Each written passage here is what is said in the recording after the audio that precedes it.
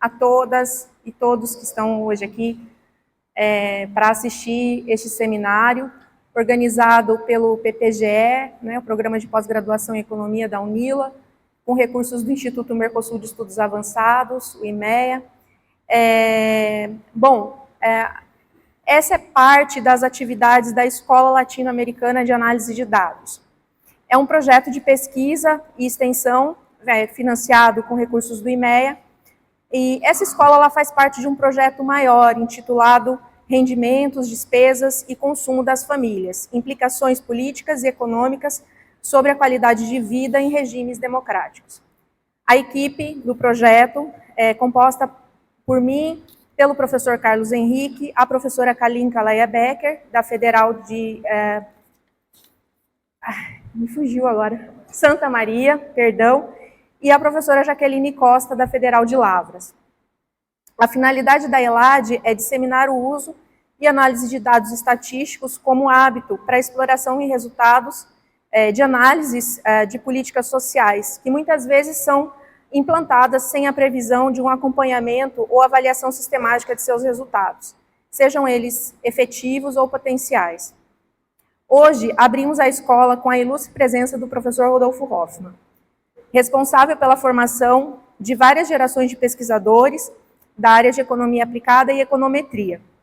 Além disso, é um dos pioneiros no uso de microdados para os estudos na área de desigualdade da renda. Atualmente, ele é professor sênior da Exalc. Bom, agora eu passo a palavra para o professor Rodolfo Hoffmann. Não vou tomar muito do tempo dele, porque vou deixar todo o tempo para ele tem muito o que dizer para a gente. Muito obrigada, professor, por estar aqui na UNILA e aceitar o nosso convite. Antes de mais nada, eu tenho que agradecer à UNILA o honroso convite, particularmente à professora Marcela, a essa oportunidade. Eu vou tentar falar algumas coisas interessantes, que eu espero que sejam interessantes, sobre distribuição de renda no Brasil.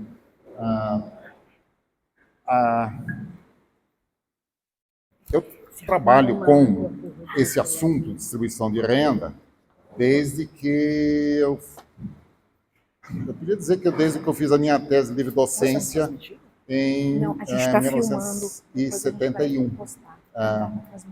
Mas, na realidade, quando eu fiz o meu mestrado, eu trabalhei com distribuição da posta terra, o que é um assunto, vamos dizer, altamente relacionado, tá? A distribuição da posta terra no Brasil é um dos condicionantes básicos da distribuição da renda. Não hoje diretamente, mas historicamente. Mas eu vou tentar também ser organizado, mas não muito, tá? O que eu vou apresentar aqui é bastante uma salada de informações, certo? Recentemente, o seguinte já, recentemente o IBGE divulgou os dados da Pesquisa Nacional por Amostra de Domicílios de 2023. Claro, esses dados sempre saem com um certo atraso, vamos dizer assim, se é que é atraso, até que hoje tá rápido, tá? Quer dizer, esses dados de 23 significa que todos os dados coletados sobre da PRAD ao longo do ano de 2023, o IBGE já organizou, colocou num arquivo que tem os chamados microdados. O que é microdado? É o dado de cada entrevista que o IBGE fez, tá? Eu não sei os números exatos, assim, tá? Mas, enfim, é coisa de... o Brasil tem, números redondos, né? 210 milhões de pessoas. Cada domicílio tem, em média, 3 pessoas. Então, dá uns 70 milhões de domicílios, tá? A amostra tem mais de 70 mil domicílios. E os microdados que o IBGE disponibiliza têm os dados desses 70 mil domicílios. Tá? Quando eu comecei a trabalhar com distribuição de renda, o mundo da tecnologia era outro. primeira vez que eu trabalhei com isso, eu tinha que trabalhar com os dados publicados, tabelas. Quantas pessoas ganham até 1 salário mínimo? Quantas ganham de 1 a 2 salários mínimos? Isso era o que eu podia acessar. Naquela época, mas isso é 1970, ter acesso aos microdados era um tremendo privilégio. Só algumas pessoas puderam ter esse acesso. Eu, por exemplo, quando trabalhei com esses dados em 1971, eu trabalhei com as tabelas publicadas, tá? Então, é importante distinguir o que é dado publicado, tabela publicada, e os microdados, tá? Claro, trabalhar com os microdados você precisa ter computador. Ninguém vai ler uma por uma, como é que é? 70 mil linhas de dados. Não dá. É necessário, indispensável, você trabalhar com computador. Pois bem, voltando à história. Saíram recentemente, foi disponibilizados os dados da PNAD anual de 2023. E eu, como sou um viciado, né, não podia deixar de... deixa eu ver o que é. Será que tem alguma coisa nova aqui? Deixa eu pegar esses dados e analisar. Eu já tenho os programas prontos, tá? E também aí eu quero saber o que aconteceu, o que mudou no tempo. A PNAD é uma pesquisa bem mais antiga. Eu tenho trabalhado com os dados da PNAD pelo menos desde 1992, tá? Dados da PNAD. Tem ainda dados mais antigos ainda, mas daí tem certas restrições. De 92 até 2003, os dados não cobrem a área rural da antiga região norte. Ou seja, a pesquisa não abrangia o Brasil todo. A partir de 2004, a pesquisa começou a abranger o Brasil todo. A PNAD era baseada em um questionário e o mês de referência sempre era de 92 até 2015, era setembro do ano. Aí, a partir de... Tem uma superposição aqui, tem uma PNAD normal até 2015, mas em 2012, o IBGE começou a fazer a PNAD contínua.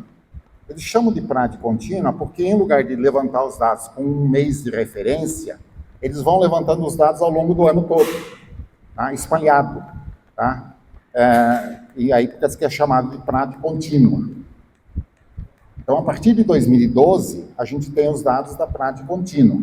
Essa PNAD contínua tem os dados mês a mês, se você quiser, tem os dados por trimestre, se você quiser, mas os dados mais completos, envolvendo, por exemplo, no caso de renda, as informações não só sobre renda do trabalho, mas também todos os tipos de renda, renda de aposentadoria, renda que a pessoa recebe porque é dono de uma casa, recebe o aluguel, renda recebida do Bolsa Família, enfim, daí tem todos os tipos de renda. Isso só sai completo na PNAD contínua anual. Se você for trabalhar a PNAD trimestral, tem os dados completos sobre renda que o IBGE chama de renda do trabalho. Mas, enfim, vamos lá aos dados de 2023. Essa figura é uma coisa que também tem que ser feita em computador. Antigamente é uns 60 anos atrás, tá? Se você queria analisar uma distribuição, você tinha que classificar os dados. Quantas pessoas têm renda, por exemplo, de 0 a meio salário mínimo, de meio a 1, 1 a 2, 2 a 3, etc. Calcular a densidade de frequência em cada uma dessas classes e fazer o que até hoje é chamado de histograma, né? Cada classe você pega e faz um retângulo cuja área vai representar a proporção da população que está naquele extrato. Aí fica uma escadinha, o histograma, tá? O que dá para fazer com o computador? Você pega uma janela, que é como se a janela escorregasse sobre o eixo das abscissas, sobre o eixo da renda. Tá? E à medida que você vai escorregando, em cada posição, você calcula essa densidade de frequência. E aí você vai obtendo uma curva contínua que vai representando a distribuição. Se você for fazer essa coisa essa distribuição, essa função de densidade da distribuição. É uma estimativa da função de densidade da distribuição. Usando a renda em si, de duas uma. Ou o que está, as rendas baixas, que são as mais frequentes, quase que o gráfico fica confuso, fica tudo apertadinho, ou como é que é? O seu gráfico vai ter um tamanho que vai ser difícil representar.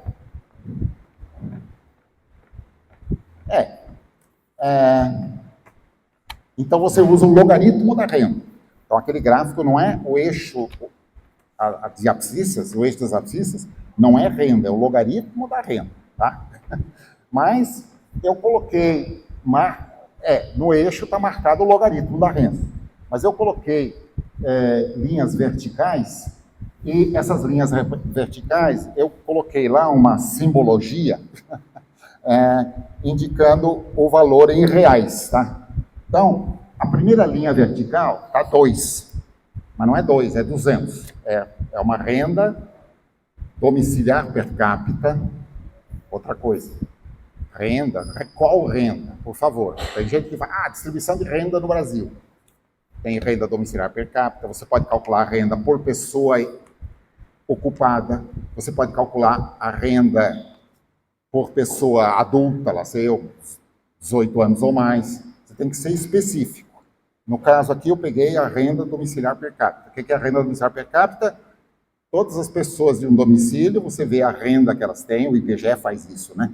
Pegar a renda de todas as pessoas do domicílio, soma e divide pelo número de pessoas que estão no domicílio. Inclusive as criancinhas. Se tiver um bebê lá de 5 meses, ele entra no denominador, no per capita. Tá? Não inclui, o que é relativamente raro no Brasil, não inclui, por exemplo, o empregado doméstico que mora no domicílio. Não exclui todos os empregados domésticos, não é isso, tá? Exclui apenas empregados domésticos que moram. Tem os ricaços, lá sei eu, tá?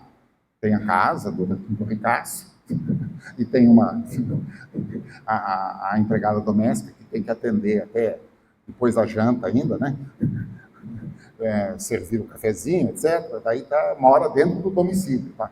Mas mora dentro do domicílio, mas daí não conta nessa conta, tá? Não vai entrar nessa conta, porque eu quero captar a renda que representa o nível de vida do domicílio, das pessoas, da família que mora naquele domicílio. Mas é calculado por domicílio. Outro fenômeno que existe é domicílio com mais de uma família. Novamente, pode calcular a renda familiar per capita? Pode. Mas, enfim, o pessoal que trabalha, as pessoas, os especialistas que trabalham com distribuição de renda, a tendência foi estabelecendo, não, vamos dar uma atenção especial à renda domiciliar per capita. Então é essa que se usa geralmente, por exemplo, para medir pobreza, se uma família é pobre ou não, baseado na renda domiciliar per capita. Então, voltando aqui, ali o 2 é as famílias que têm renda domiciliar per capita de R$200 per capita. Depois tem o 3, 300, 500, 700. Tem uma linha vertical, SM, é salário mínimo. Mas tem um pico ali no salário mínimo? Sim. Tem muita gente cuja renda domiciliar per capita dá o salário mínimo. Se você tiver algum aposentado, por exemplo, que ganha uma aposentadoria, que é o piso da aposentadoria, os oficiais, é o salário mínimo, e ele é sozinho, pronto, deu o salário mínimo. Se é o casal, os dois, cada um ganha um salário mínimo, dá per capita também, é um salário mínimo, tá? E note, o fato de ter uma pessoa ganhando salário mínimo não significa que a renda domiciliar per capita vai dar um salário mínimo. Porque se ele é um sujeito que ganha salário mínimo e tem a mulher e 3 filhos, a renda dele não vai ser um salário, a renda per capita, domiciliar per capita vai ser 1/5 do salário mínimo, né? O que eu falei? Mulher e 3 filhos, sabe? Dá 5. Vai dar 1/5 do salário mínimo. Sim, 1/5 do salário mínimo é menos que 200. Tem bastante gente ali, para baixo do 200. Tá? De acordo com os dados da PRAD contínua. Mas tem um enorme pico no salário mínimo. Depois, a linha ali do lado já é 2, está escrito 20, né? Mas põe 2 zeros a mais. é 2.000. Depois o 30, 3.000, 5.000 e 10.000, tá? Uma coisa que geralmente as pessoas não têm lá muita noção. Algumas pessoas, tá? Algumas pessoas têm noção, outras não têm, tá? Mas a minha experiência pessoal, eu chego, né, no departamento lá, na Exalc, na USP, eu ando pelo corredor e falo, tá, você acha que você é rico? Eu não, imagina, no máximo, eu estou falando com um colega, professor que ganha 100. Ganha mais que 10.000? Ganha mais que 10.000. Tá? E ele acha que ele é classe média, no máximo. Não, eu sou até pobre, imagina. E por que isso acontece? Por que as pessoas não têm uma consciência clara da posição que elas estão na distribuição? Eu preciso ser cuidadoso aí, tá? Uma primeira coisa que eu tenho que reconhecer é que os dados da PNAD subestimam a renda, em geral. Tá? Isso aí é uma coisa também já conhecida há muito tempo. Mas como é que a gente vai analisar os dados? A gente vai pegar os dados e vai corrigir? Corrigir como? Então, novamente, é uma questão de tradição acadêmica. A gente analisa os dados do jeito que eles são. Mas na hora de interpretar, a gente tem que tomar certos cuidados. Né? Um deles é isso, reconhecer, não, esses dados subestimam a renda verdadeira. Uma das coisas, por exemplo, tem gente que, nos anos recentes, já tentou combinar, combinou dados, por exemplo, de PNAD com dados de imposto de renda. Imposto de renda não serve para você ter uma ideia geral da desigualdade da distribuição toda. Porque no Brasil, apenas os 20% mais ricos declaram imposto de renda. 80% da população desse país não precisa fazer declaração, porque não atinge as condições para ser obrigado a fazer declaração, tá? Então, só basta dizer isso para dizer, não, se você analisar sozinho os dados do imposto de renda, você não tem uma ideia da distribuição no seu conjunto. Sim, mas você tem o tamanho da população, sabe os que declararam imposto de renda, sabe que parte que eles representam, que seja, você pega os 10% mais ricos e compara com isso com os 10% mais ricos na PNAD. A PNAD dá muito menos, ou seja, a renda está muito subdeclarada. Mas a subdeclaração não é só dos ricos, é geral. Por exemplo, a PNAD, o IBGE reconhece explicitamente que eles não tentam nem captar na PNAD o valor da produção para autoconsumo da pequena agricultura familiar. Que para a pequena agricultura familiar é um item importante da renda deles. Tá? O sujeito tem lá o seu sítiozinho, planta mandioca, tá? Tira a mandioca, tá? Isso não entra como renda monetária da família. Para captar isso é difícil, porque precisa perguntar para o sujeito, bom, se você tivesse que comprar essa mandioca, quanto você ia ter que pagar? E o questionário da PNAD é meio rápido, tá? Existem pesquisas onde o IBGE pergunta, na POF, na Pesquisa de Orçamentos Familiares, aí o IBGE tenta captar o valor da produção para autoconsumo. Na PNAD isso nem entra. Então a renda de pessoas relativamente pobres, pequena agricultura familiar, também está subestimada, tá? Enfim, tem várias razões. Eu acredito que a renda esteja, em geral, bastante subestimada. Sei eu, 40%. É difícil a gente dizer exato, tá? Mas, enfim. Mas que a renda dos ricos está mais subestimada. A subestimação também depende do tipo de renda. Vamos ver. O sujeito é um aposentado, mas tem uma aposentadoria oficial, paga por um órgão oficial, tá? A hora que declarar a renda, ele não tem o que esconder, tá? Declara, né? Fazer o quê? Declara. Aí quando chega o entrevistador do IBGE, a tendência dele é declarar também o valor mais ou menos correto. Então, quando é uma renda formal, né? Tá? Aí a tendência é declarar. Mas, se essa mesma pessoa tiver, por exemplo, uma aplicação financeira no banco, né? Aí chega o entrevistador do IBGE, mas quanto você ganha de juros sobre aplicações financeiras? Ele lá sabe direito. Então, por exemplo, renda de juros certamente é uma que está mais subdeclarada, independentemente de ser de rico ou de pobre. Bom, o pobre não ganha juros, ei. Tá, enfim. Mas, enfim, é a renda que está particularmente subestimada, tá? Você vê que é complicado. A gente... não é estudo de economia, não é pegar dado, analisar e tirar conclusões, não é assim, a gente tem que colecionar as coisas, por exemplo, tá bom, mas eu posso analisar também os dados da POF, ver o que tem de valor de produção de alto consumo, ter uma ideia melhor, analisar os dados do imposto de renda, complementar, ter uma ideia melhor, mas não vou fazer isso aqui agora, tá? Mesmo porque eu não fiz com os dados mais recentes, de 2023. 2023 eu só peguei os dados da Prada e analisei, tá? Então é isso que está ali, aquilo lá, tá? Mas enfim, vamos admitir que as rendas que estão lá estão subestimadas em 40%. Se quiser número redondo, não fica muito longe da verdade, pega todas as rendas que tem lá e multiplica quase por... No caso das rendas relativamente altas, multiplica por 2, tá? Não chega a ser, tá? Pelo menos eu não tenho razão para dizer que você está muito fora do verdade. É estranho, né? Você tem os dados, mas você tem que analisar com o devido cuidado, tá? Então, se vocês olharem lá, o último lá é quem ganha 10 mil por mês, né? O anterior é quem ganha 5 mil por mês, tá?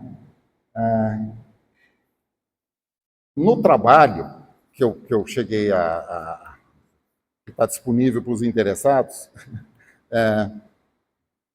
eu calculei nos dados o percentil 95. O que é o percentil 95? É o valor da renda que deixa 95% da população para baixo e 5% para cima.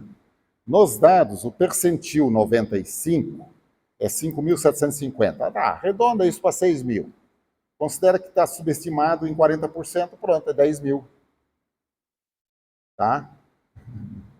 Mas enfim, aquele gráfico é com os dados, então tem que respeitar os dados. Onde que está os 5.750? 6 mil. O 6 mil está um pouquinho para a direita ali do 50, do 5 mil. Então, localizaram? Tem a linha vertical do 50. Um pouquinho para a direita, não tem nenhuma linha lá, mas enfim. Procurem vocês construir um pouquinho para a direita da penúltima linha vertical, uma linha. O que sobra para lá? 5% da distribuição. Tá? 5% da distribuição. Então, quem está naquela posição ocupa o percentil 95. Pelos dados, seria 5.750. Mas eu sei que esses dados são subestimados. Quem sabe é 10 mil. Então, quem tem renda domiciliar per capita de 10 mil está nos 5% mais ricos. Vejam a contradição disso como eu comecei com a história. O que eu comecei com a história? Até eu estou andando nos corredores da Universidade de São Paulo, em Piracicaba, e pergunto para os meus colegas, que eu sei que tá? Depende da posição deles, tá? Mas enfim, você já fez você já fez uma livre docência, qualquer aí está acima do 10 mil, claramente, tá? Até o salário líquido dele, tá? Bom, é salário, não é renda per capita. Sim, mas às vezes o sujeito é solteiro ainda, está vivendo sozinho. E ele reconhece que ele está nos 5% mais ricos? Como eu disse, geralmente não. Geralmente ele vai, não, eu sou classe média, etc. Tá? É estranho, né? Classe média que está no 20º mais rico. Tá? Então essa é uma noção, novamente, é uma coisa que não fui eu que descobri. Tá? Está na literatura sobre distribuição de renda mundial. Tá? As pessoas, em geral, não têm noção da sua posição relativa na distribuição de renda. Por quê? Tem vários motivos. Um deles é que as pessoas não convivem com a população toda. Vocês não estão... Tudo bem, alguns de vocês devem ter noção, já passaram pelo interior do Nordeste, sabe que tem gente muito pobre, etc. Mas não estão... A convivência normal é dentro de um certo ambiente. Entendeu? Não sei localizar bem Foz do Iguaçu como é que é. Mas Piracicaba é uma cidade relativamente rica, de um dos estados mais ricos do Brasil. Como um dos estados mais ricos do Brasil? O mais rico. Não, não, não, não, não. A renda média maior é Brasília, tá? É corte. Não é estado de São Paulo. Mas, enfim, São Paulo é dos estados relativamente ricos. Dentro do estado de São Paulo tem áreas mais pobres, mas tem um eixo ali, Santos, São Paulo, Campinas, Piracicaba, Ribeirão Preto, que é o filé mignon. Piracicaba está ali. Então você está numa das regiões mais ricas do Brasil. As pessoas tendem a se comparar. Tá? Um professor universitário, ele convive muito mais com outros professores da mesma instituição. Tá? Enfim, aí o sujeito, dentro do ambiente que ele conhece, ele se posiciona assim, eu sou classe média. Espera um pouquinho, estude um pouquinho de distribuição de renda no Brasil, que você percebe que sua posição não é essa, tá? Certo? Claro, eu estou o tempo todo, vamos dizer, pisando em ovos, né? Não sei direito qual é o valor exato, mas enfim, mas eu sei que quem está com 10 mil não dá, é incompatível chamar de classe média. 10 mil no Brasil, tá? Agora, as pessoas também tendem a se comparar com o que eles tomam conhecimento, com as pessoas com as quais eles convivem e o que eles tomam conhecimento. O que a mídia divulga muito? A mídia divulga muito a renda de algumas celebridades. Mas como assim? O quê? 10 mil, rico? Mas ele não quer tal do jogador de futebol ali ganha 1 milhão por mês? Eu vou me considerar rico? Mas peraí, tá? Daí, novamente, um pouco de estatística é bom, tá? Trata-se de um país de mais de 200 milhões de habitantes, tá? Quando eu estou falando do 1% mais rico, 1%, 200 milhões já são 2 milhões, tá? Eu não estou falando de uma dúzia dos ricaços. E a distribuição de renda é extremamente assimétrica à direita, tá? Ali, como o eixo já é o logaritmo, e o logaritmo é uma operação que transforma o que é multiplicativo em aditivo. Quer dizer, quando você multiplica por 10, o logaritmo você vai somar um tanto. Multiplica por 10 outra vez, o logaritmo soma o mesmo tanto. Tá? É uma escala, tá, totalmente diferente. Se eu fosse fazer, como é que é? Aí é um recurso didático. Se eu fosse fazer um gráfico e colocasse ali na escala, não o logaritmo da renda, mas a renda, imaginem que eu deixasse um espaço, que seja, de os 25 centímetros aqui, 25 centímetros aqui, para aquela distância inicial, do 0 até o 1000.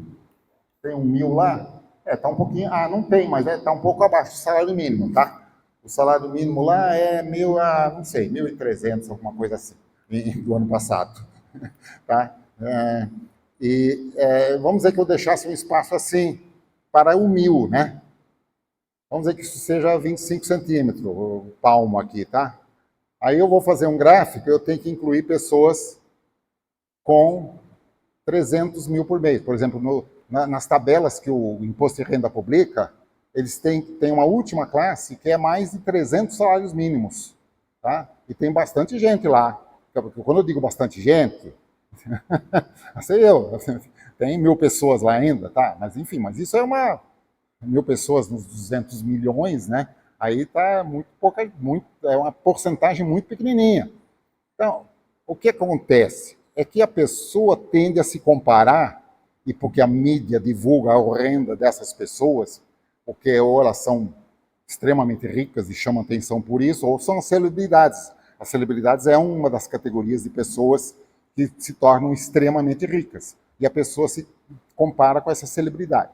Mas continuando a história aqui, se isso aqui fosse 1000, para eu chegar eu preciso 25 centímetros para chegar a 1 metro, tá? E para chegar, então, em uma renda de 400 mil por mês, que tem, de acordo com os dados do imposto de renda, tem muita gente, eu precisaria de 100 metros. Imaginem esse gráfico, se eu fosse fazê-lo aqui. Ele teria aquele pico do salário mínimo logo aqui, depois dos 25 centímetros. E onde que estaria quem ganha 400 mil? A 100 metros. Tem que furar a parede e andar mais um bem bocado. Estão imaginando esse gráfico? Como fica estranho o gráfico? E como é importante você trabalhar quando você faz um gráfico, trabalhar com logaritmo, tá? Só que o logaritmo já é uma sofisticação matemática, tá? Mas enfim, fazer o gráfico, se você fosse fazer o gráfico com a renda em si, fica visível essa extrema assimetria à direita da distribuição de renda. Não tem o relógio? Não, eu só queria ter noção. Tá, eu só queria ter noção. Eu já gastei meia hora. Eu preciso tomar cuidado, porque eu não sei até onde eu vou. Aí eu lembro de coisas, porque eu já me preocupei para entender, mas por que a distribuição de renda? Não é no Brasil só que a distribuição de renda é extremamente assimétrica. Em todo lugar do mundo, tá? E por que a gente aprende tanto em estatística que a distribuição normal, né? A distribuição normal. O normal é normal, não é? Normal. O normal é ser normal, é ter distribuição normal. Por que a renda não tem distribuição normal? E note, você tirou o logaritmo, com bastante boa vontade, aquilo é uma distribuição aproximadamente normal, tá? Tá. Então novamente é normal. Por que a distribuição normal é tão importante? Por causa do teorema do limite central. Vocês devem ter ouvido falar do teorema do limite central. O que diz o teorema do limite central? Acho que foi o Gauss que demonstrou. Como é que é? Se você tem uma variável que é obtida pela soma de muitas outras variáveis, qualquer que seja a distribuição dessas muitas outras variáveis, a soma tende a ter distribuição normal. É uma coisa puramente matemática.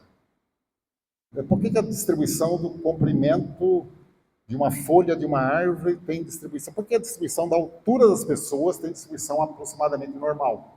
A estatura, a altura das pessoas tem distribuição aproximadamente normal. Por quê? Primeiro que é a combinação do gene do pai e da mãe. Mas o pai já é a combinação do gene de dois avós. O da mãe também, dos dois avós. Então, a gente é uma mistura, uma combinação, uma soma de efeitos de influências genéticas muito variadas.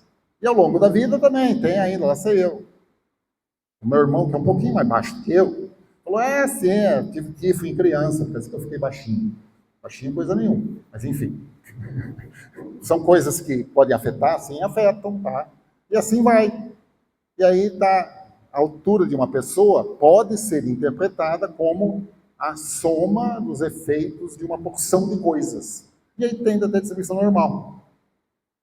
Então, quando vocês pararem para ver, mas por que a renda não é assim? Não. Senão teria distribuição normal. Se não tem, é porque não funciona assim. E possivelmente funciona um processo que é multiplicativo. O sujeito que tem uma renda alta, ele pode poupar. Depois que ele pode poupar, ele pode ter a renda sobre a poupança, sobre o capital dele. E isso tende a ser cada vez mais, né? Quanto maior o capital, mais renda ele pode ter, mais capital ele pode ter. Tá. Então tem um efeito multiplicativo. Quando o sujeito sai, tá? Você está numa economia capitalista, a distribuição de renda não é normal, ela é log normal. O logaritmo é aproximadamente normal, tá? Mas, enfim, mas a gente não tem uma explicação clara disso. Isso não é uma explicação clara. Mas o fato é que, tá, são tudo coisas para pensar. O que mais que eu vou falar desse gráfico ainda, antes de sair do gráfico? Tem uma coisa curiosa. Por causa que eu pus aquelas linhas verticais nos números redondos. Dá para perceber? É uma bem clara ali no começo. Sim, a primeira, 200. Porque tem duas curvas lá. Tem uma azul e uma vermelha. Não expliquei isso, tá? Eu falei que aquilo é formado por uma janela que corre sobre o eixo das abscissas. Ele vai calculando a densidade, tá? Se essa janela for estreita, ela capta mais as modificações locais. Se essa janela for mais larga, a curva fica mais suave. No caso ali, tem duas curvas, a vermelha mais suave, então construída usando uma janela mais larga. E azul, pegando picos, tá? Construída com uma janela mais estreita. Usando a janela mais estreita, você capta a tendência das pessoas declararem número redondo. Percebe ali o 200, como tem uma saliência? Claro, o salário mínimo é uma coisa especial, aí é porque há um salário que limita, né? Mas tem também uma tendência, tá? Aí também, ó, fazendo meio piada, como é que é? Se um sujeito entrar no bar e falar, me dá uma, o que o dono do bar vai oferecer? Hã? Hã? Uma cachaça, né? Me dá uma. Ah, tá implícito. Aí, chega o entrevistador do IBGE, quanto você ganha? O salário. Pois isso vai dar confusão. O entrevistador do IBGE, ele está preenchendo questionário, tá cansado de preencher questionário. Tá? Aí o sujeito responde o salário. Aí ele anota o salário mínimo, não é? Bom, geralmente vai estar certo, é isso mesmo que o sujeito queria dizer. Tá? Mas que dá confusão, dá. E o sujeito que ganha um pouco diferente do salário mínimo, também, eu ganho salário. Tá? Então, provavelmente, os dados estatísticos também. Tá? Eu fiz esse tipo de análise durante muitos anos. Teve ano em que o salário mínimo era 1995, não lembro agora, mas o salário mínimo era 100. Aí as duas coisas se juntaram, o número redondo e o salário mínimo.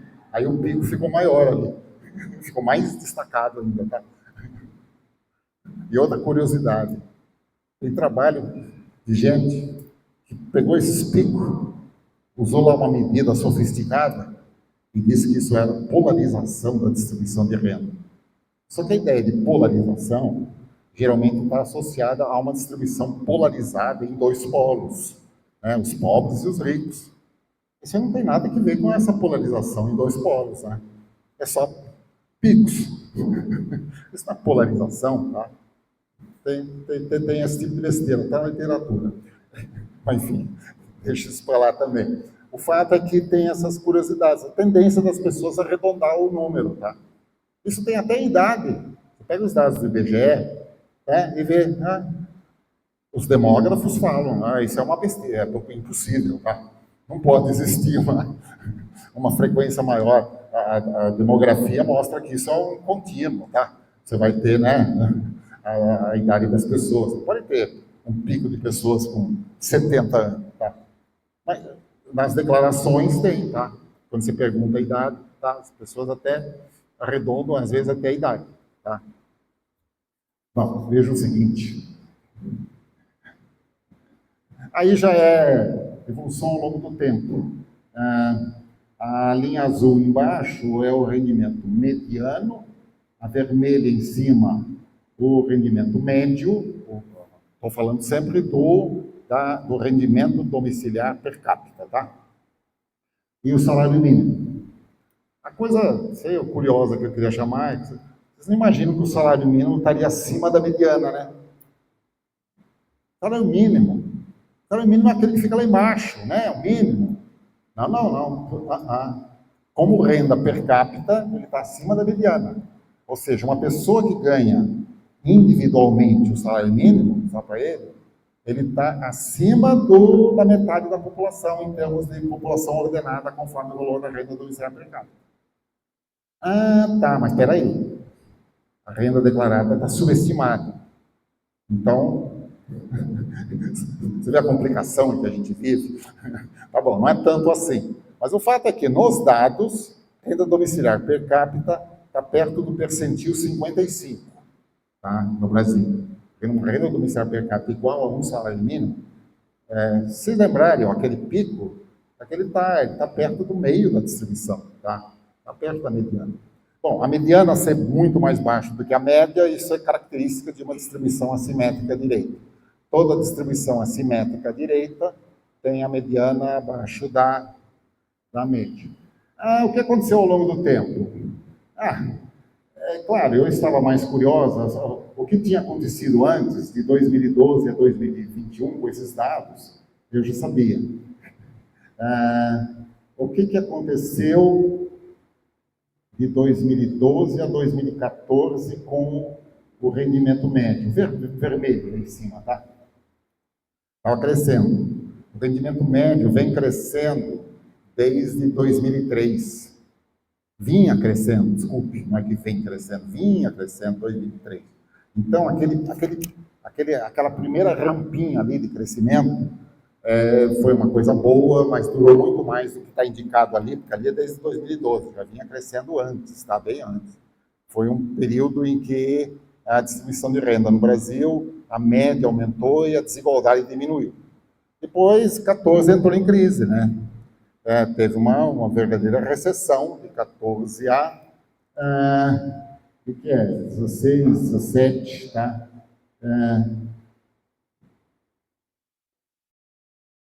Aumentou. Aí eu não sei explicar as coisas anuais, tá? O que eu queria comentar, novamente, é um problema que eu não acredito. Naquele último trechinho, de 2022 a 2023, tem um enorme crescimento. Os dados das contas nacionais não indicam um enorme crescimento. Então, aquele crescimento, novamente, eu não acredito nele. Ou seja, os dados da PNAD mostram um quadro em 2023 bem melhor do que 2022, mas não é que eu seja contra o Lula ou contra o PT, tá? Eu estou fazendo uma análise acadêmica dos dados. Como análise acadêmica dos dados, não. O fato por exemplo, a gente vai ver, a desigualdade se manteve constante. Isso eu acredito que sim, é verdade. Mas esse crescimento enorme da renda média, não dá. E se eu tiver que decidir entre confiar mais nas contas nacionais, no crescimento do PIB per capita, ou na renda média obtida na PRAD, eu confio mais no PIB per capita. E o PIB per capita cresceu de 2022 para 2023, mas cresceu um pouquinho, tá? Sei eu, 2%? Não sei. Isso também são estimativas ainda, não sei bem como é que estão, mas não esse crescimento, acho que ali dá um crescimento de 12%, se não me falha a memória, tá? Não, aquilo não é totalmente real, tá? Seguinte. Quanta coisa que tem aí, né? Mas, enfim,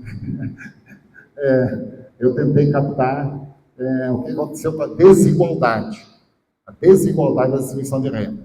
Desigualdade tem uma porção de medidas.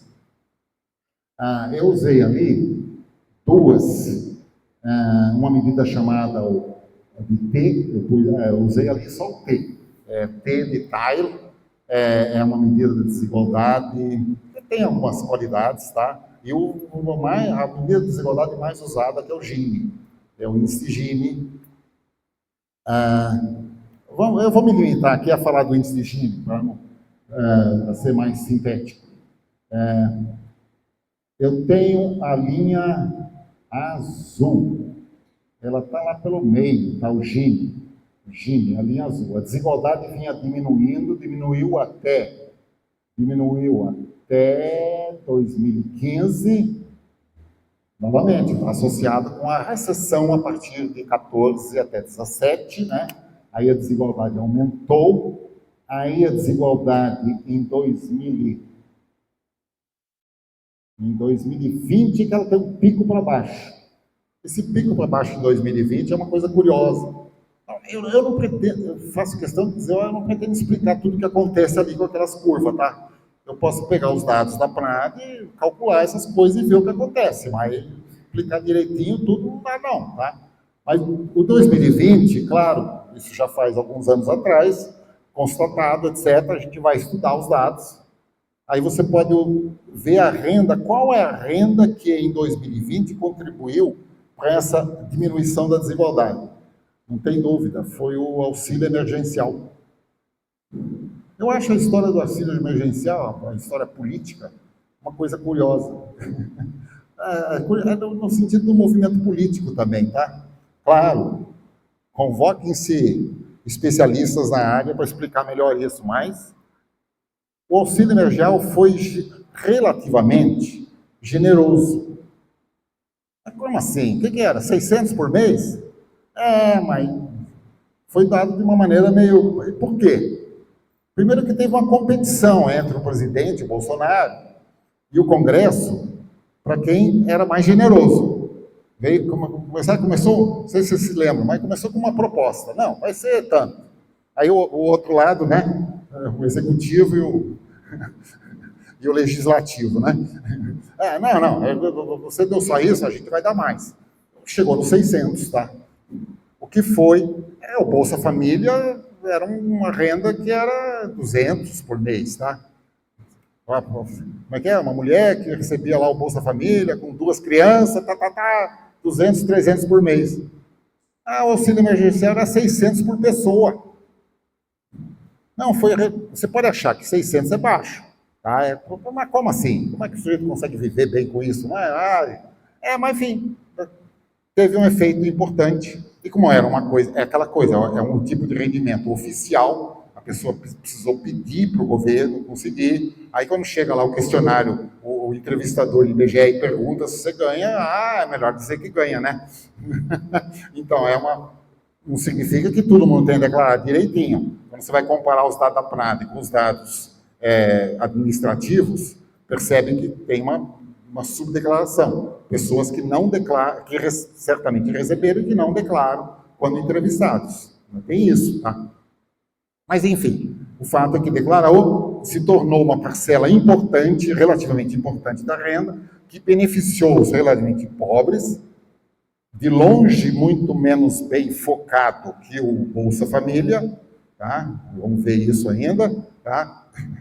Não com auxílio emergencial, mas com outros auxílios, mas contribuiu para diminuir a desigualdade. Então às vezes tem umas coisas que se tornam verdadeiras modas. Às vezes eu vejo na literatura, não só a jornalística, mas também até na acadêmica. Não, se a gente está ruim agora foi por causa da pandemia. Você percebe o absurdo disso quando você olha esses dados? A coisa piorou, foi de 2015 a 2017, na crise econômica. Isso foi antes da pandemia. Não foi por causa da pandemia, tá? Eu não vou dizer que a pandemia ajudou, claro.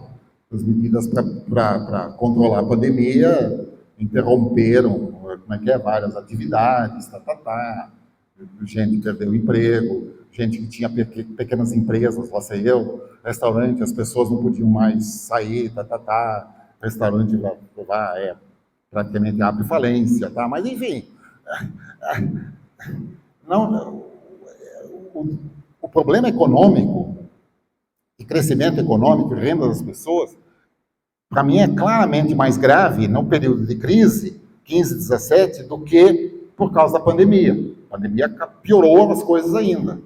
Mas a noção de que a economia brasileira foi mal, lá sei eu, na última década, por causa da pandemia, para mim está errada, tá? E às vezes essa noção me dá a impressão de que é isso que algumas pessoas pensam. Não é isso. E claro, eu me interessei bastante, novamente, pelo que aconteceu no último ano, 2022 para 2023. Tá? O índice de Gini, o finalzinho lá da... o que eu falei? Que o Gini era o azul, renda domiciliar per capita.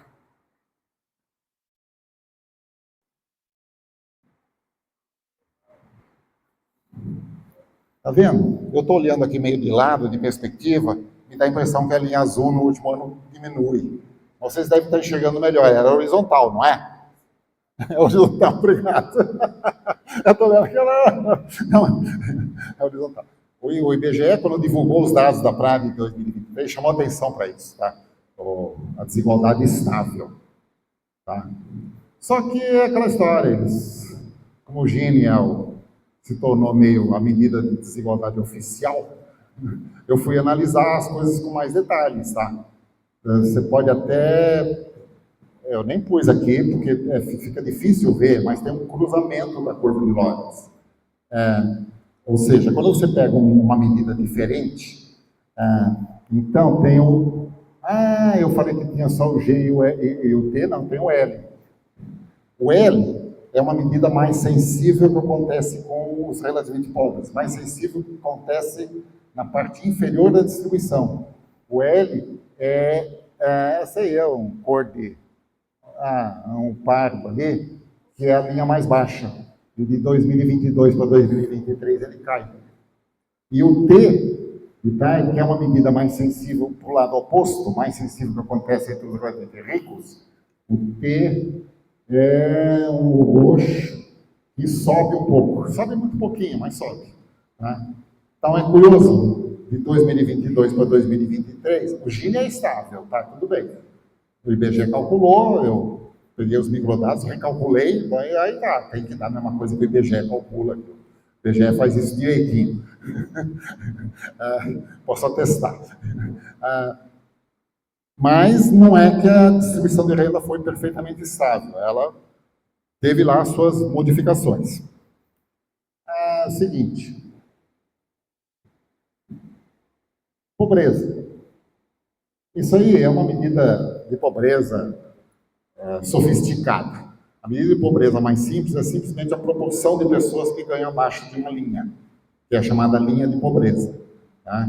E aí é uma medida que, além de levar em consideração a proporção de pessoas que ganham abaixo da linha de pobreza, leva em consideração também o quanto a renda média dos pobres está abaixo da linha de pobreza. Você podia ter uma pessoa que ganha, vamos dizer, a linha de pobreza ali, uma das linhas de pobreza que eu considerei foi R$400 por mês per capita. Uma pessoa pode ganhar, por exemplo, 390, ela já é classificada como pobre, porque está ganhando menos que 400. Mas uma pessoa que ganha 200 é muito mais pobre. Na proporção de pobres, ela entra do mesmo jeito. Mas daí tem medidas de pobreza que levam em consideração isso, e calculam, Então, a tal da medida FGT ali, Foster, Greeley, Torbeck, é uma medida de pobreza sofisticada que leva em consideração não só se a pessoa é pobre, mas o quão pobre ela é, cada uma delas, tá? Certo? Bom, mas enfim, mas o resultado é igual. Eu não ia pôr todos os gráficos, porque para apresentar aqui não ia dar tempo. É aquela história, tá? Vamos ver, de 2012 a 2014, a pobreza diminuiu. Por quê? Porque a renda média estava aumentando e a desigualdade também estava. Novamente, preciso chamar atenção, vamos ver isso no gráfico seguinte, que isso é um processo que vem de mais longo prazo. Mas, novamente, o que aconteceu no último ano, 2022 para 2023? Queda na pobreza, sim. Os dados mostram um enorme crescimento da renda média e com manutenção da desigualdade, aí é praticamente automático você ter queda na pobreza. Seguinte. Isso aí é um negócio de mais longo prazo. Aí eu combinei os dados da PNAD tradicional, desde... O meu eixo horizontal ali é um negócio meio esquisito, tá? O ano é um número muito grande, se eu pusesse os anos lá, ficava... Né? Aí eu peguei o 2000 como base, então o 2000 o 2000 seria o zero ali, né? Entre o menos 1 e o 1. Depois vai 2001, 2000 até 2023. E antes, né, começa no menos 5, que seria 1995, tá? Então, por favor, esse gráfico é um gráfico que vai de 1995 até 2023. Lembram que a PNAD tradicional, até 2004, até 2003, ela não incluía a área rural da região norte. Então, para ser academicamente sério,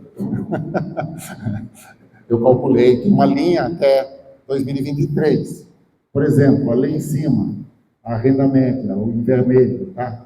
Depois tem em amarelo, a média, incluindo a área rural da região norte. A amarela fica... Eu podia calcular o vermelho, excluindo a área rural, Mas aí eu já podia calcular incluindo, tá? Ela fica um pouco mais baixa. Por que ela fica um pouco mais baixa? Porque a área rural da região norte é relativamente pobre, tá? Então, diminui, mas diminui só um pouquinho, tá? Tudo bem, podia ter deixado a coisa mais simples, deixado uma linha só, tá? Mas enfim, aí essas linhas continuam. Depois, eu pus lá em a média, a partir de 2012, eu levei a linha com a PNAD tradicional até 2015, mas a partir de 2012 eu já comecei a pôr os dados da PNAD contínua, tá? Então vocês veem lá, né? A partir de 2001 a renda média começa. De 95 até 2001, a desigualdade diminuiu, mas a renda média até abaixou. Foi um período, período do Plano Real, teve crise internacional, a influência disso na economia brasileira. A partir de 2003, aí começa um processo, a partir de 2001 já tem crescimento, a partir de 2001 já tem crescimento. Tá? Novamente, o período melhor foram os 8 anos do Lula, que aí combinou crescimento com redução da desigualdade. Tá? Esse é o período realmente melhor. Tá? E aí dá para ver o período de crise, etc. E depois o finalzinho lá é a repetição, que nós já vimos. Isso eu chamei atenção para a média lá em cima, né? Embaixo tem o valor do salário mínimo, novamente. Você vê que até de 95 até 99, o salário mínimo até se confundia com a mediana. Praticamente se confundia com a mediana. Depois ele fica sempre acima da mediana. A mediana calculada, tá? Bom, mas é isso. Vamos ver o seguinte. Mesma coisa com a desigualdade. A desigualdade caindo claramente, desde já de 95 praticamente, tá? Mas mais intensamente a partir de 2001, tá? E depois um período bastante confuso. E no finalzinho, aquela história, se você pegar o T, uma pequena... o azul, não, isso aí tudo é Eugênio. Tá, não, o Eugênio tem o T. Eugênio tem o T. Da PNAD tradicional e da PNAD contínua. Explicar aquelas oscilações todas, tá? Eu só sei que tem um período de crise, aí foi piora da renda média, aumento da desigualdade, tem lá o pico para baixo da desigualdade em 2020, e aí a principal explicação é a relativa generosidade do auxílio emergencial, tá?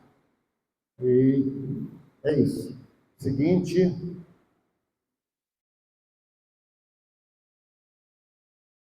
Pobreza. Nada. Pula para o seguinte.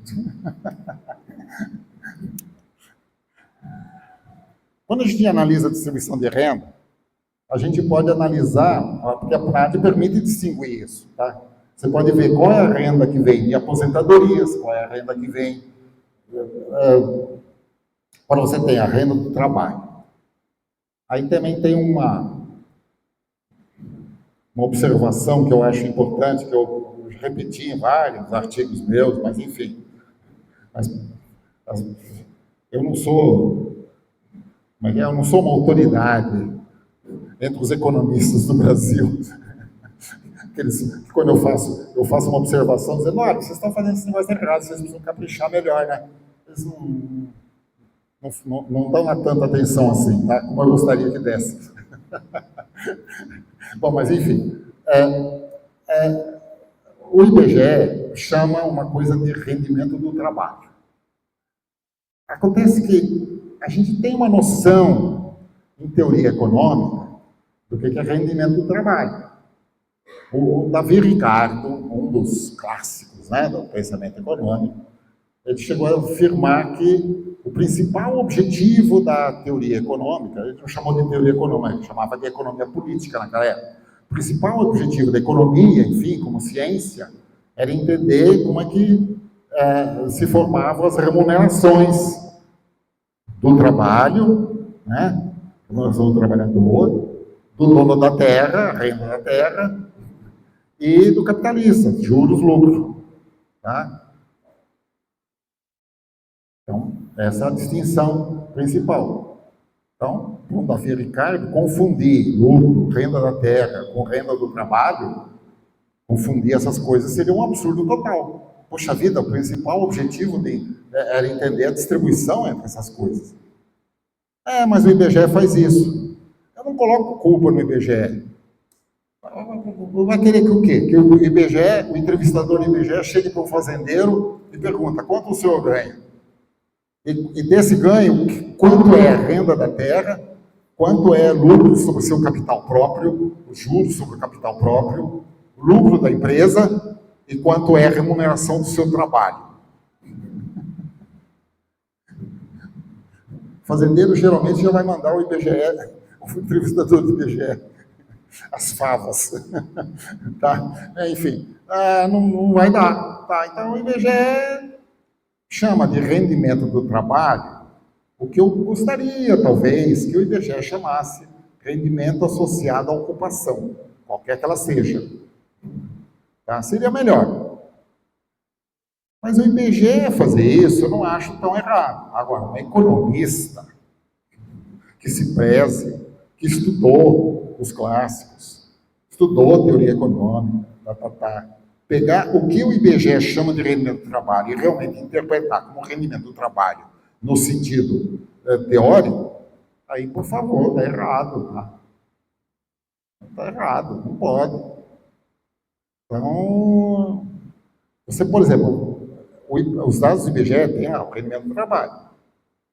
Mas tem também pergunta, você pode ver se ele é assalariado, se ele é um empregador, tá? E dá para classificar. Então, dá para ter alguma ideia, tá? Do que talvez seja em grande parte lucro. Sim, na prática contínua não pergunta mais, na prática tradicional perguntava, quando o sujeito era empregador, qual era a área de terra que ele detinha, da qual ele tinha posse. Então, até isso é uma coisa que eu cheguei a analisar claramente. E não tem dúvida, no caso das rendas agrícolas, uma grande parte é associada, a renda é associada com a propriedade ou com a posse de terra, tá? E isso provavelmente, novamente, não é bem exatamente o mesmo conceito, mas é, em grande parte, renda da terra, tá? E não renda do trabalho, tá? Então, se você tiver, né, dá para associar. Mas eu comecei a falar tudo isso só para dizer que dá para separar diferentes rendas, tá? Então, na prática tradicional não separava o que era Bolsa Família, agora separa. Tem algumas coisas que melhorou, algumas coisas que não, tá? Mas enfim, a prática contínua, por exemplo, permite separar rendimento de Bolsa Família, que a pessoa recebeu como Bolsa Família, rendimento de aluguéis, etc, etc. A curva preta é a curva de Lorenz, é a renda domiciliar per capita. Vocês podem estar se perguntando, onde que tem curva preta? Ela está confundida com uma verde, tá? E com uma tracejada vermelha. A tracejada vermelha faz uma curva estranha ali, depois tá ali. É naquele bolo que está a curva de Lorenz, tá? A curva de Lorenz está indicando a posição da distribuição de renda, está indicando a posição, a desigualdade da distribuição de renda, tá? Tendo as pessoas ordenadas pela renda domiciliar per capita, ali é a proporção da população e aqui é a proporção da renda, tá? Então, dá para ler, por exemplo, lembre que a curva preta está ali, confundida com a verde. Se você pegar os 50%, metade da população, e ver a ordenada correspondente, grosso modo ali é 20%, né? Os 50% mais pobres tem aproximadamente 20% da renda. A curva de Lorenz ali. Tá? E assim por diante, tá? Uma parcela de renda, que quando você acumula aquela parcela, ela fica para baixo, é porque ela é mais concentrada nos relativamente ricos. Enquanto você estiver entre os pobres, ela está subindo devagar. E depois, quando você entra na faixa dos ricos, ela sobe mais depressa. Então, é um tipo de renda, uma parcela da renda que é mais concentrada nos relativamente ricos. As duas mais baixas lá são a vermelha, que está chamada APP, é Aposentadorias e Pensões. Aposentadorias e Pensões. Tem alguma coisa, não, estou confundindo, desculpe. Tem uma tracejada azul, que é aluguéis, tá? Desculpe. A APP, Aposentadorias e Pensões, é a tracejada vermelha, que depois de um certo ponto até se confunde com a curva de Lorenz, que no começo fica mais baixo, depois sobe rapidamente e depois se confunde. A tracejada que está mais para baixo é azul, é aluguéis. E a outra que está bem para baixo é aquele que eu chamei de PAT. PAT foi um jeito que eu tenho uma sigla curta para empregadores. O IBGE chama de empregadores. Eu chamei de PAT pensando em patrões. Tá? Então, PAT é patrões, tecnicamente não é uma palavra, empregadores. O IBGE chama de empregadores. Então, aquela renda de empregadores, é uma renda que está confundindo. No caso de um fazendeiro, confunde as três coisas. Confunde renda do trabalho com renda da terra, com lucros e juros. Confunde tudo, tá? Um fazendeiro, tá? Então, essa é um tipo de renda que está relativamente mais concentrada nos ricos, lógico. E renda de aluguel também. Quem que tem aluguel? Aluguel é quem tem casa para alugar. Tá? Esse é um tipo de renda que está relativamente concentrada nos ricos. No outro extremo, qual é o tipo de renda que a proporção da renda cresce rapidamente entre os pobres? É o Bolsa Família. Aquele roxo lá contínuo mais, né? Onde que está? É o Bolsa Família. O nome das cores aí eu não sei, mas é um roxo mais escuro, né? Depois tem um roxo mais claro que dá OPS, ou Outros Programas Sociais. Esses outros programas sociais, inclui auxílio base, diabo 4. Pequenas coisas. O outro que é o BPC, Benefício da Prestação Continuada. Ele é um benefício estabelecido na Constituição. Pessoa muito pobre, que não tem mais condições de trabalhar, tem direito a receber um salário mínimo. Esse é o BPC. Tá? Esse BPC, a curva, chamar de bege, ele vem aqui, mas ele está bem abaixo do Bolsa Família. Ou seja, o Bolsa Família é um tipo do rendimento, entre os que a gente pode separar na prática, o mais bem focalizado nos pobres. Não é perfeito, porque se fosse perfeitamente focalizado nos pobres, ele tinha que chegar no 100%, aqui, lá sei eu, quando chegasse no 30% mais pobre da população, tinha que já estar lá em cima, no 100% da população. Tá?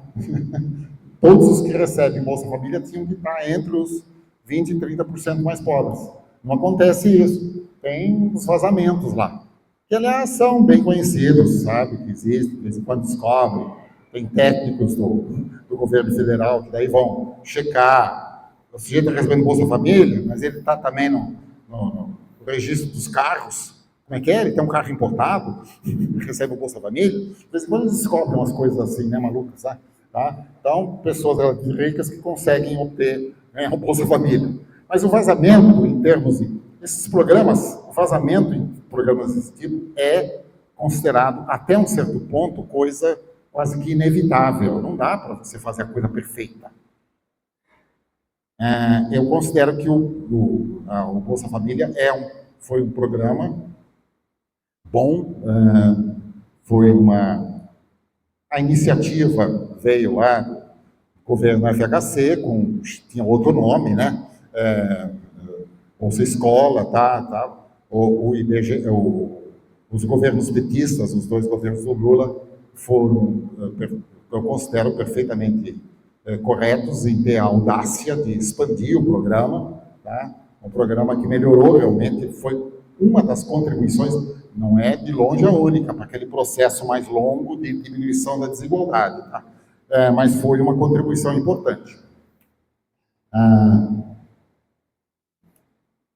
Eu não tenho aqui, porque o auxílio emergencial foi de 2022, mas eu fiz essas curvas aí para 22, não, 20, para 2020. E em 2020, aí tinha um item que era o auxílio emergencial. Ele não tinha essa posição mais bem focalizada do Bolsa Família. Ele ficava ali pelo meio, perto da linha de 45 graus. Tá? Então, o auxílio emergencial foi muito menos bem, o que também é bem conhecido pela imprensa, etc., o quanto as pessoas recebiam o auxílio emergencial. Assim, a ideia também é diferente, tá? Não era bem salvar os pobres, era salvar pessoas, às vezes até pequenos empresários, né? Donos de um bar, de um restaurante, que estavam perdendo o rendimento por causa da pandemia, tá? Então, também não é bem eu reconheço, é um objetivo diferente, mas foi muito mais bagunçado o Bolsa Família por causa do cadastro único, foi uma coisa mais bem focalizada nos pobres. Quanto tempo eu já gastei?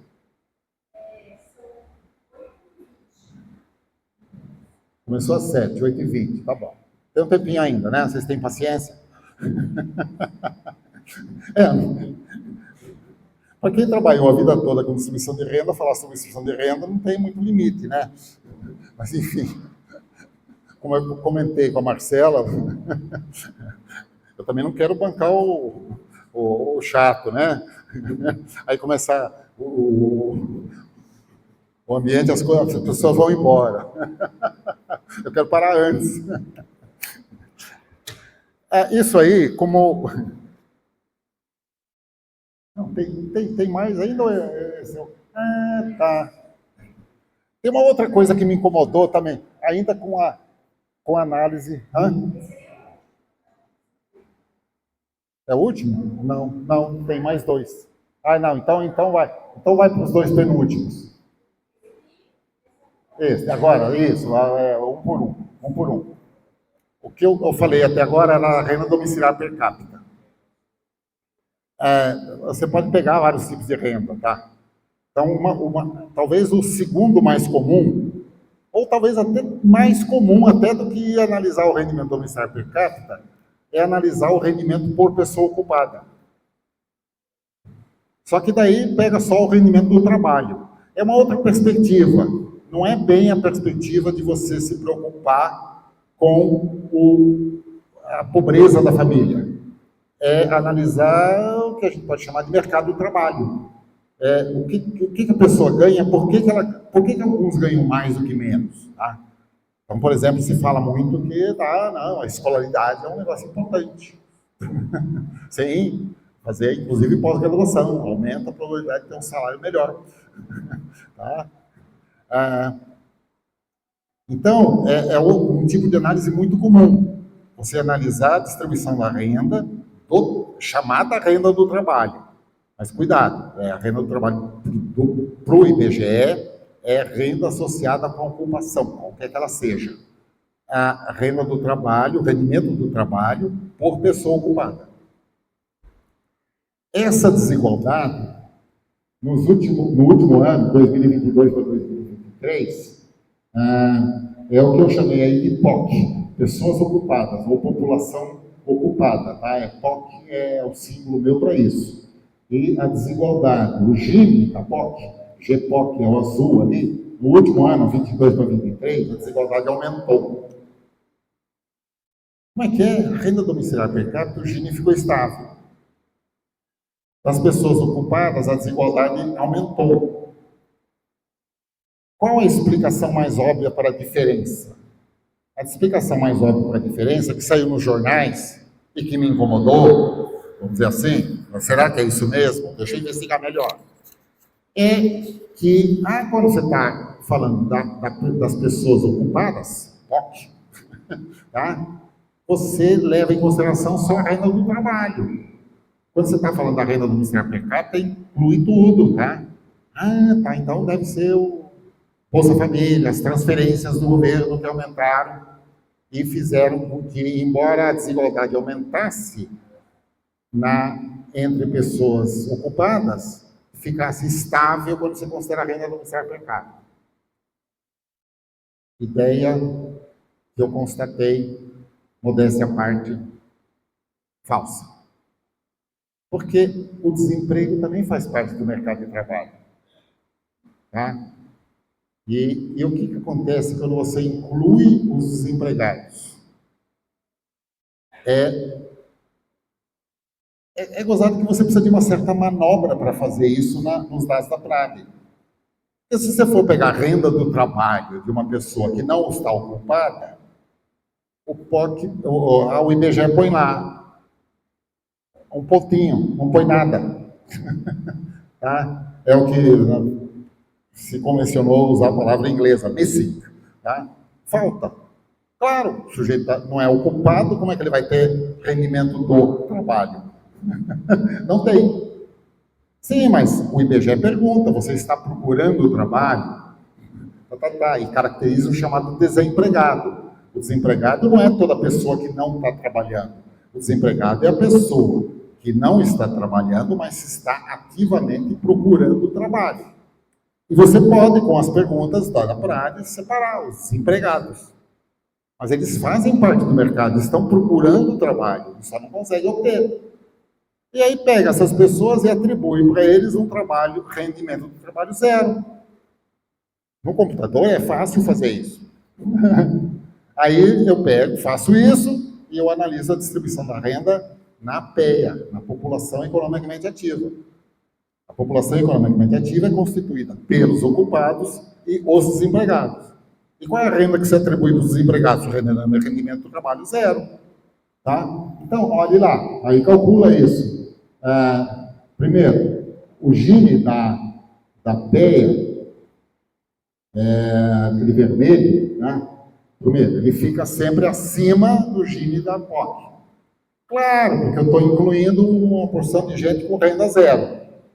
Quando você, numa distribuição, inclui pessoas num extremo, no caso, no extremo inferior, renda zero, aumenta a desigualdade. Aumentaria também se você incluísse artificialmente alguns ricos. Aumenta a desigualdade, tá? Nos extremos, tá? Mas, enfim, renda zero, você aumenta a desigualdade, tá? Então, está sempre acima. Mas o que aconteceu de 2022 para 2023? Quando a desigualdade entre pessoas ocupadas cresceu. Mas olha, entre pessoas economicamente ativas diminuiu. Por quê? Pode pular para o último. Porque o desemprego caiu enormemente. Tá? Novamente, essa curva do desemprego, eu acho que para mim é fundamental. Ela era relativamente baixa em 2014, com a crise econômica subiu, tá? Isso também é óbvio. Não há nada de tão drástico. Tudo bem, o desemprego aumentou ainda em 2020, mas aumentou mais um pouco. Aquilo que eu falei, as pessoas dizem, o que foi de ruim na última década foi a pandemia. Não. O pior, do ponto de vista econômico, a partir de 2014, foi a crise de 2014 e 2017. Crise econômica, não tinha pandemia. Tá? Daí permaneceu o desemprego no nível alto e nos últimos anos caiu. E caiu bastante se você olha mais a longo prazo, dá para considerar que um nível no começo aqui, 7, 8, é relativamente baixo. Vamos dizer que você considere um 9 lá, meio normal. Agora caiu bastante, está bem abaixo, né, de uma tendência histórica, certa tendência histórica. E essa diminuição do desemprego faz com que a desigualdade na PEA tenha caído. E aí já não é tão estranho que a desigualdade na renda domiciliar per capita tenha se mantido estável. Não é que não tenha havido aumento de auxílio e boa focalização do Bolsa Família, tá? Mas não é, não é o fundamental. O fundamental, quer dizer, o mais importante, eu acho, foi queda do desemprego.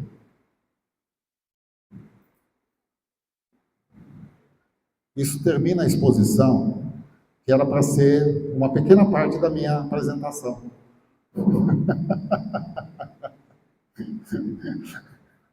Como eu sou como é que é? Repetindo, trabalho com distribuição de renda faz muito tempo, tem uma coisa que eu vou apresentar ainda,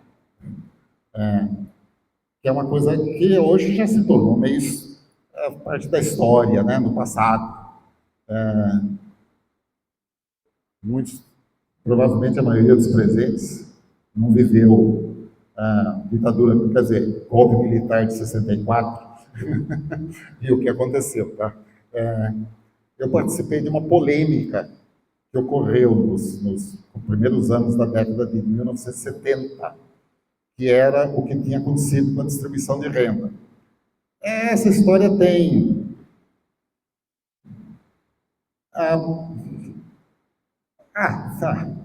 ela tem um negócio de história, mas tem um negócio também que é metodológico, de pesquisa econômica.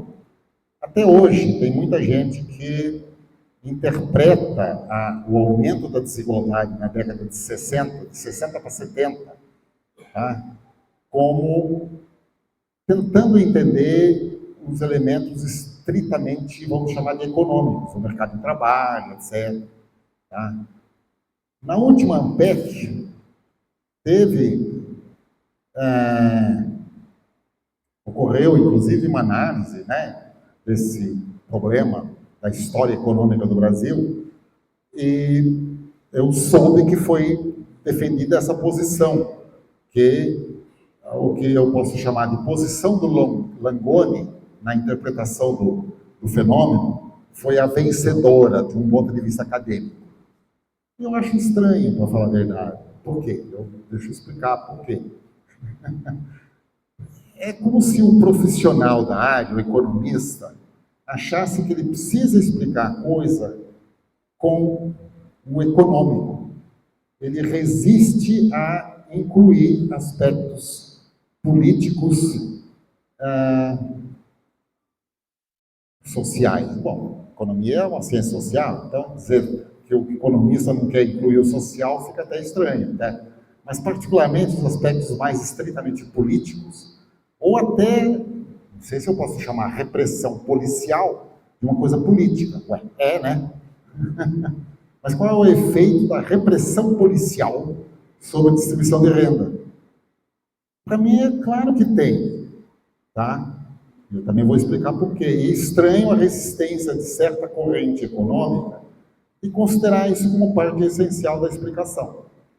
Tem uma piada, é para ser piada, nem sei se dá para dar muita risada sobre isso, mas de curso de metodologia de pesquisa, que conta a história de um sujeito, né, que estava tanto quanto bêbado, né, à noite, né, meio se encostando num poste e olhando para o chão. Aí um guarda viu aquilo, né, e foi lá até ser prestativo. O que o senhor está procurando, né? A chave do carro. Perdi a chave do carro. Mas o senhor deixou cair aqui? Não, acho que não, mas aqui que eu estou procurando aqui porque aqui tem luz. Explicação de bêbado, parece idiota, né? Mas eu associo essa piadinha de curso de metodologia de pesquisa com essa coisa que eu vejo acontecer ainda hoje. Tá? De um economista pensando no que aconteceu com a distribuição de renda entre 60 e 70 e querendo explicar olhando só para o que ele estudou de economia. Aí eu tenho que contar a minha experiência pessoal. Eu, em 64, era um estudante. Tá? Sim, metido estudante esquerdista, tá? Eu estava numa escola de agronomia tradicional, cheia de filho fazendeiro, Eu andava para cá e para lá e falava, ei, esse sistema capitalista está destinado à extinção. Vocês não sabem, como é que é? O socialismo é o sistema do futuro. O capitalismo não vai acabar. Tá? Essa é uma desorganização, essa anarquia capitalista, isso aí não vai funcionar, vocês não veem. Tá? Naquela época dava para acreditar que a União Soviética estava na frente. A União Soviética saiu na frente, mandando o Sputnik, né, para o espaço. Tá? Não dava para acreditar, tá? Mas enfim, eu acreditava fazer o quê, né? Eu acreditava que realmente tinha lido um monte de coisa de Marx já. Tá? Não era economista, era aluno de uma escola de economia, mas eu tinha me interessado pelo assunto, eu aprendi economia marxista antes de economia neoclássica. Aí quando eu estudei economia neoclássica, eu estudei tudo assim, pensando, será que isso está certo? O que está certo? O que não está? Tá? Até hoje eu não sei direito às vezes, tá? Mas enfim. Eu não acredito hoje no que eu acreditava quando eu tinha 20 anos, por favor, tá? Mas enfim, naquela época eu acreditava que tá, e falava isso abertamente, tá? Não deu muito certo, né? Em 64, logo uma semana depois do golpe, o diretor da escola me chamou, né, no gabinete da diretoria, e aí tinha um delegado local lá, o senhor está preso. Porque mandaram prender, né? Eu nunca fiquei sabendo por que eu entrei na lista. Sim, quer dizer, a razão para mim era... Mas eu não coloquei bomba em lugar nenhum. Deixa eu deixar isso bem claro. A única coisa é que eu era conhecido entre os colegas como um defensor de ideias de economia marxista e de que o capitalismo... Bom, que o capitalismo não é eterno, eu continuo acreditando até hoje. Tá? Por que haveria de ser eterno? Tá? O Homo sapiens, nos seus 250 mil anos de existência, passou por tantos sistemas diferentes, o homem das cavernas, né? O sistema, aí o governo da China imperial, o Egito antigo, depois veio a Idade Média, tanta diferença. Por que agora esse vai ser o definitivo? Não tem lógica nenhuma que esse vai ser o definitivo, tá? Mas enfim, mas naquela ideia de que a União Soviética ia passar na frente dos Estados Unidos, claro, a história me ensinou que isso era uma ideia totalmente errada. A União Soviética desmilinguiu. Tá? Mas enfim, aí eu fui preso. Aí, tá, vocês podem imaginar. Qual é a minha posição em relação à ditadura, ao governo de 64? Preciso justificar que eu era, como é que é? Um ativo opositor. Tá? Aí eu me tornei um professor. Aí apareceram os dados do censo de 60 e 70. Olha aqui, aumentou a desigualdade. O índice de Gini subiu de 0,50 para 0,58. O Gini da distribuição da renda do trabalho entre pessoas ocupadas. Porque a renda do miséria per capita naquela época nem era muito divulgada. Eu não tive acesso aos microdados. Tá? Um americano, Albert Fischler, professor de Berkeley, conhecido como um brasiliano, está vivo até hoje, de vez em quando ele escreve comentários em jornal. Tá? Albert Fischler estava no Brasil, conhecido, conseguiu acesso aos... Só que eram imensos... Eu cheguei a ver, mas nunca cheguei a usar. Imensos rolos de fita magnética, tá? Que tinham que ser lido só em computadores de grande porte. Essa facilidade que tem hoje de pegar os dados, entra no site do IBGE e baixa os microdados, para mim ainda continua sendo uma maravilha. É uma coisa para mim espetacular. Porque quando eu comecei a trabalhar com isso, essas coisas nem existiam. Tá? Mas enfim, aí estava eu já como acadêmico, em 1971, fazendo tese livre docência, tá? Peguei os dados do censo de 60. Tá? Não cheguei a fazer comparação, mas já tinha o começo, eu já era um professor de pós-graduação, tinha orientado o Carlos Duarte, e daí, com minha orientação, pegou os dados do censo, mas os dados publicados, não o microdado, os dados publicados do censo de 70. Ele aumentou a desigualdade. Aí o Albert Fischler, voltando ao Albert Fischler, pegou os arquivos de microdados, levou para Berkeley, professor de Berkeley, lá nos Estados Unidos, com computação já mais avançada, fez análise dos microdados. Em 72, eu e o João Carlos Duarte publicamos um artigo na revista de administração de empresas, dizendo, olha, aumentou a desigualdade, isso é culpa da ditadura. Não bem assim, tá? Estou simplificando, né? Não bem assim.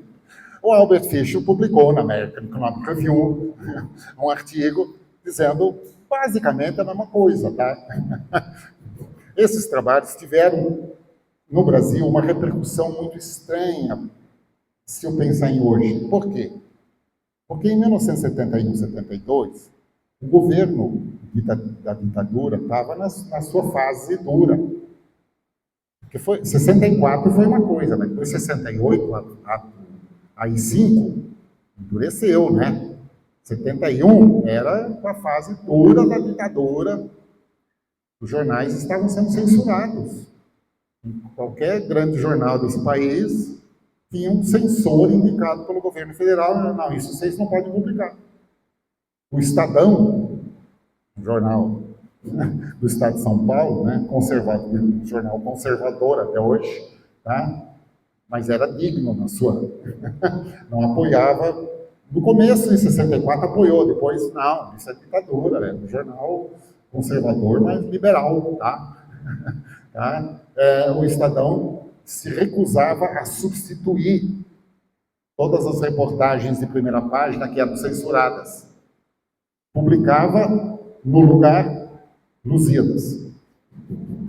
Então, se você via Lusíadas na primeira página do Estadão, você sabia, aí tinha alguma reportagem censurada. Tá? Como não há comício, reunião em praça pública, 71 no Brasil, fora de cogitação. Então, o que aconteceu? As reuniões e as coisas científicas passaram a ser uma válvula de escape para a manifestação política. As reuniões nacionais da Sociedade Brasileira para o Progresso da Ciência, SBPC, se tornaram verdadeiros... vamos lá, a reunião, essa era permitida, porque era ciência, não era política. Mas era válvula de escape. A ciência se tornou uma manifestação política que hoje não... Ainda bem que não é, tá? Porque tá, eu vivi aquilo, de certa maneira, eu aproveitei aquilo, porque eu praticamente me tornei economista reconhecido, sendo agrônomo, imagina. Eu me tornei economista, porque na época, em 71, o trabalho que eu tinha feito junto com o João Carlos Duarte ganhou uma grande repercussão. Claro, não tanta repercussão quanto o trabalho do Fischer, um acadêmico americano que publicou na American Economic Review. O governo militar ficou incomodado. Talvez não tanto comigo, mas com o Fischer, então. O fato é que a gente estava dizendo uma coisa, né? Tá? E procurou reagir. O Delfim, na época, que era o grande ministro da Fazenda, do governo militar, praticamente convocou esse Langoni, que era um professor da USP, São Paulo, que tinha acabado de fazer um PhD em Chicago, tá? Para escrever uma análise, vamos dizer, que tivesse uma outra interpretação. No começo, ninguém menos que o Mário Henrique Simons chegou a escrever um artigo dizendo que essa gente que está falando que aumentou a desigualdade é gente meio, chamou de marinheiro de primeira viagem. Marinheiro de primeira viagem, está atrapalhando, não sabe nem interpretar direito os dados, etc. É curioso, daí o Langoni, praticamente convocado pelo poderoso Delfim Neto, escreveu um livro que se tornou um clássico da literatura brasileira sobre distribuição de renda. Distribuição de renda, não sei o nome do livro, tá? Teve outra edição, etc. O Langoni, ele foi convocado para dar uma... Primeiro, ele analisou os dados, reconheceu, sim, aumentou a desigualdade. O problema era dar uma interpretação, que não fosse uma acusação ao governo militar, ao governo da ditadura. Tá? Então, tem uma econometria sofisticada. A econometria é uma econometria de boa qualidade. Eu estudei o livro praticamente, li mais uma vez grande parte dele, algumas coisas eu refiz depois. Eu só pude refazer depois. Por quê? Porque o Langoni teve acesso aos microdados.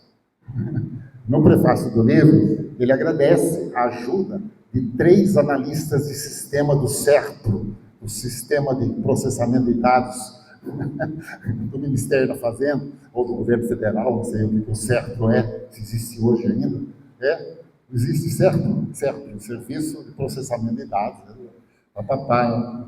Imagina a inveja de um pobre que tinha usado apenas os dados tabelados, né? Pô, 3 analistas de sistema para auxiliar, tá? Mas enfim, fez um trabalho. Agora, o que me espanta, tendo a primeira vez que eu li o livro antes de ser publicado, tá? Mas como? Ele consegue falar sobre a mudança da distribuição de renda de 60 a 70 sem mencionar o golpe de 64. Quando eu fui preso, uma cidadezinha lá de Piracicaba, tá? Logo depois foram presas várias lideranças sindicais. Estudante preso em Piracicaba, só eu. Mas, não, tinha lá uns 20 presos dentro do mesmo sistema. Não sei de onde surgiam listas e eu tinha, como eu era um estudante subversivo, eu tinha um certo conhecimento das lideranças sindicais locais, tá? Sim, eles sabiam, eram as lideranças sindicais mais ativas. As lideranças sindicais mais ativas de Piracicaba foram presas em 64. Eu me lembro que eu conversei, eu não liguei muito para a minha prisão, tá? Eu me considerava, com 20 anos, imortal. Não, porque tem as histórias depois de 68, de doicode, nada. Eu não tenho nada para contar sobre isso. Eu fui um preso em 64, fiquei 50 dias na cadeia. Disseram que começaram a se preocupar porque eu ia perder o ano por falta. Sim, consideraram falta. Eu estava preso, tive que fazer exame VAR, tá? Mas, enfim, era um sistema que tinha na época, né? Esses nomes até mudaram, tá? Aliás, na época tinha Bedel. O Bedel que tomava conta da chamada na porta. Foi o Bedel que chegou e falou para mim, olha, o diretor quer falar com você. E lá fui eu, na sala da diretoria, tá? Fui preso. Alguns dias depois, caíram mais as lideranças sindicais locais. Agora, imagine esse Brasil afora, em tudo quanto é cidade, as lideranças sindicais mais ativas serem colocadas na cadeia. Isso não afeta a distribuição de renda? Justifica-se um sujeito escrever um livro comparando a distribuição de renda de 60 a 70 com uma econometria sofisticada, tá? Colocando lá, tudo bem, tá? Eu não digo que isso não seja válido. O problema é a interpretação final, tá? A escolaridade, não sei o que mais, o sexo da pessoa, o setor que ela ocupa, onde ela trabalha, etc. Tudo isso para explicar a renda. E fala, olha, a conclusão do Langoni foi essa, tá lá, o livro até hoje, tá? Por que aumentou a desigualdade de distribuição de renda de 60 a 70? O mercado de trabalho. Porque a demanda por mão de obra qualificada aumentou muito rapidamente, com o aumento do ritmo de crescimento econômico. O ritmo de crescimento econômico aumentou depois de 68. Só teve 2 anos da década que teve ritmo de crescimento relativamente alto. Foi o período, daí depois ficou conhecido como período milagre, etc. Que foi crescimento rápido, mas realmente foi só depois de 68. Mas enfim, é aquilo, é a piada do bêbado. Tem gente que não, ele quer estudar e analisar o fenômeno.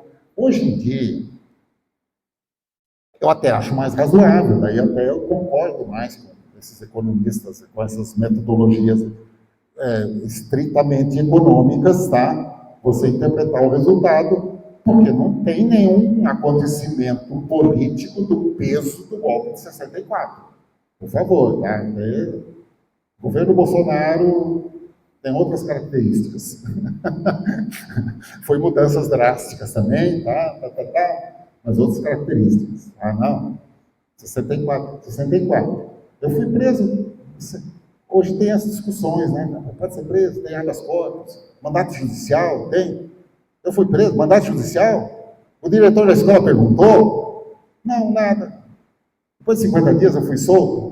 Tinham ido no meu quarto, na sala de estudantes, e pegado uma opção de livro. Eu falei, não, eu quero os meus livros de volta, tá? Aí eu fui falar com o advogado do centro acadêmico. Não adianta, deixa pra lá, compra outra vez, não adianta. Não, faz questão.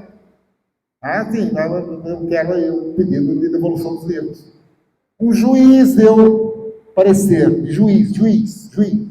Não, os livros devem ficar com a polícia para futuras investigações. Que eu saiba, é um princípio do jurídico, né?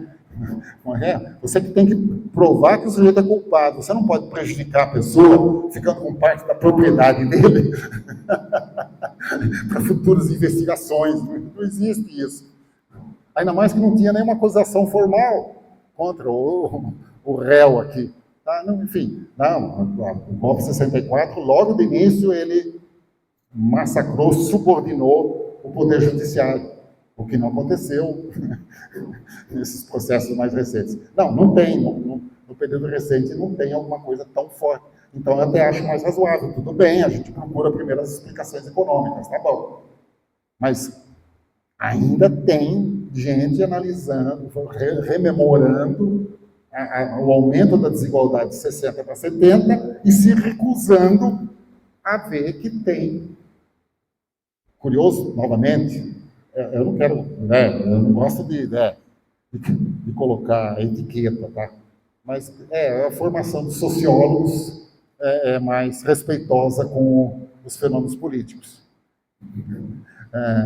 Eu converso muito academicamente, Marcelo Medeiros, que é um técnico do IPEA, mas ele é sociólogo de formação. Ele foi orientador do como é que é?